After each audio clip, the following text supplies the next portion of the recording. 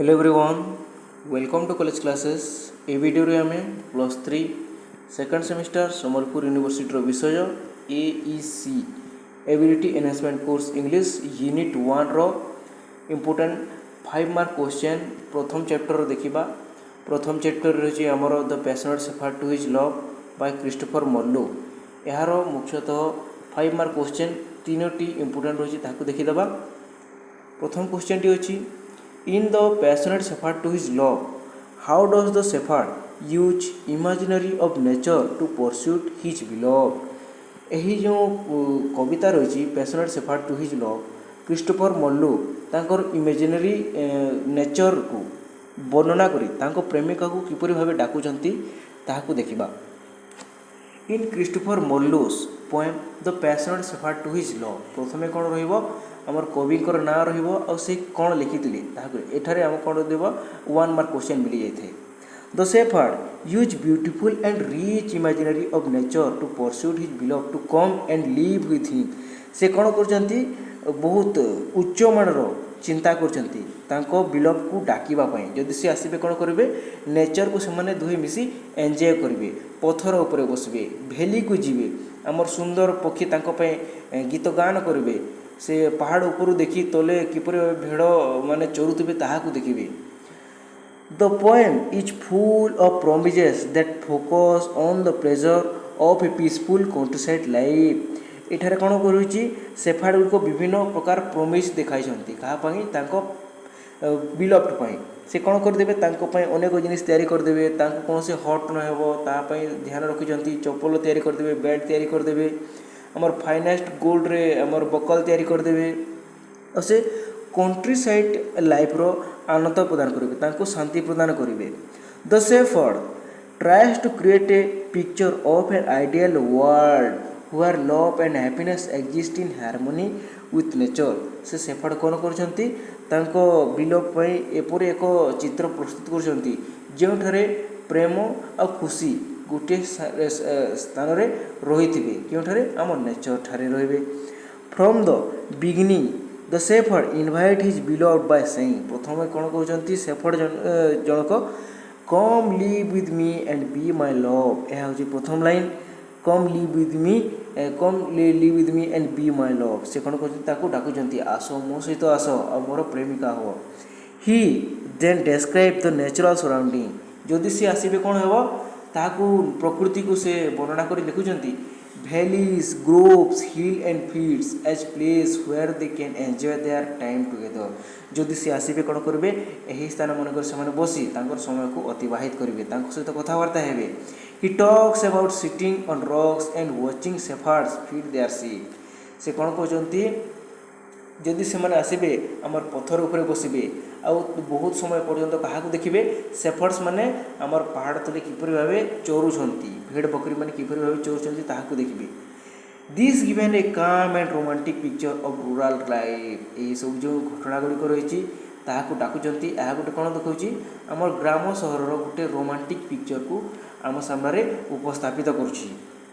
He also promises gift made from nature. से काण करेंगे तांको पई जहाँ सब गिफ्ट आनी देबे ताहा प्रकृति ही तैयारी होइतिबो। For example he says he will make her a bed of roses. तांको पई गोटे बिछଣା तैयारी कर देबे, केउथिरे तैयारी होइतिबो ताहा गोलाप पुष्प रे तैयारी होइतिबो। ए कैप ऑफ फ्लावर्स तांको पई गोटे टोपी तैयारी कर देबे जहाँ फूल मानकर तैयारी हेबो। And a gown made of finest wool तांको पई गोटे गाउन गोटे स्वेटर तैयारी कर देबे जहाँ से उल रु तैयारी कर देबे। से उल केउठुर आसीबो से निजे जे हमर चोराउछंती तांको द्वारा उल आनिथिबे। And slipper for the cold तांको पई ठंडार तांको पाद कोनोसी कष्ट न हेबो तापय तांको पई गोटे स्लीपर मध्ये तैयारी कर देबे। All of which came from nature जहाँ सब आसुची सब हमर प्रकृति रु आसुची। This image shows the shepherd's creativity and his deep concern to his natural world. The use of natural imaginary makes everything sound simple।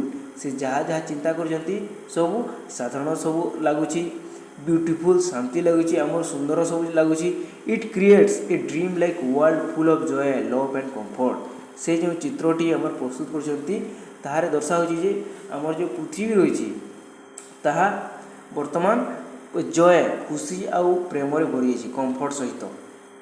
The shepherd does not offer wealth or riches instead of he offers the beauty of nature and life full of love। ସେ କ'ଣ କରୁଛନ୍ତି ତାଙ୍କ ପାଇଁ କୌଣସି ପଇସା ପତ୍ର ଦେଇପାରିବେ ନାହିଁ କିନ୍ତୁ ସେ ପ୍ରକୃତିର ଶାନ୍ତିକୁ ପ୍ରଦାନ କରିବା ପାଇଁ କହୁଛନ୍ତି। In short the shepherd use the imaginary of nature to make his love feel welcome safe and happy. ସେ ତାଙ୍କ ଇମାଜିନାରୀ ୱାର୍ଲଡକୁ ନେଚରକୁ ଡାକି କ'ଣ କରୁଛନ୍ତି ତାଙ୍କ ପ୍ରେମିକଙ୍କ ପାଇଁ ସ୍ୱାଗତ ଜଣାଉଛନ୍ତି ଗୋଟେ ସୁରକ୍ଷା ପ୍ରଦାନ କରୁଛନ୍ତି।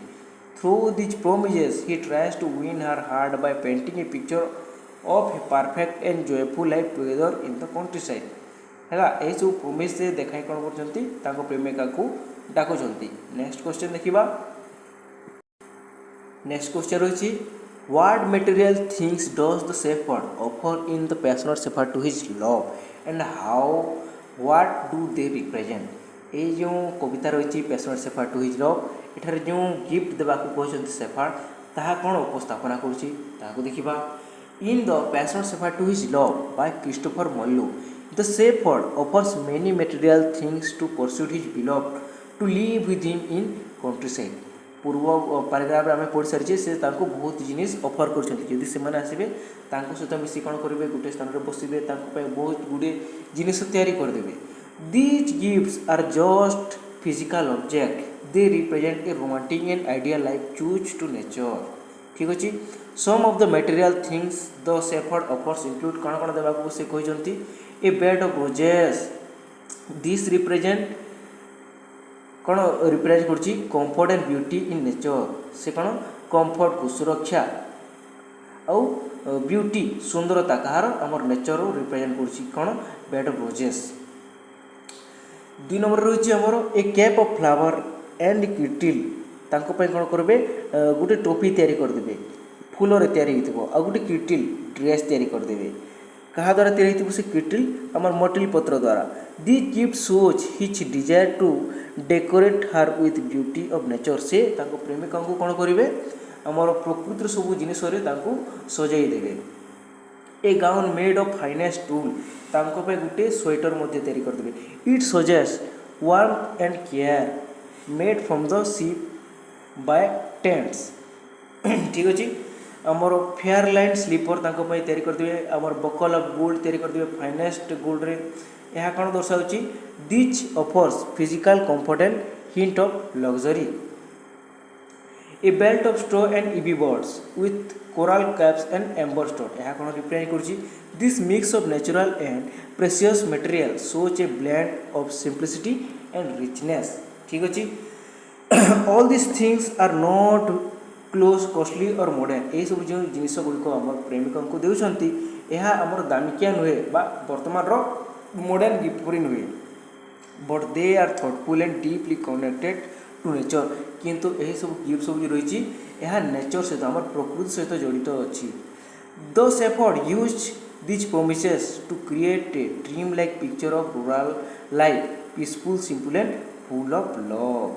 ନେକ୍ସଟ କ୍ୱେଶ୍ଚନ୍ ରହିଛି how does the tone of the shepherd's invitation in the passionate shepherd to his love reflect romantic idealism. ଠିକ୍ ଅଛି। In the passionate shepherd to his love, Christopher Marlowe uses a gentle and persuasive tone to express the shepherd's deep romantic feeling। से कौन करजंती हमर romantic feeling को हमर persuasive tone रे represent करजंती express करजंती। The tone throughout the poem is full of idealism। It shows a world that is perfect, peaceful and filled with love and beauty। The shepherd invites his beloved to live with him in countryside, promises her a life full of simple pleasures and joy। से तांको invite करछंती काहे पई country side रे रहबा पई आ तांको समस्त प्रकार सुख देबा पई।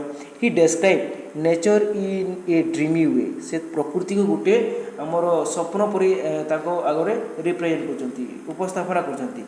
ग्रीन वैली रे बसिबे बार्ड माने तांको पई कोन करबे गीत गाइबे एंड फ्लोइंग रिवर्स।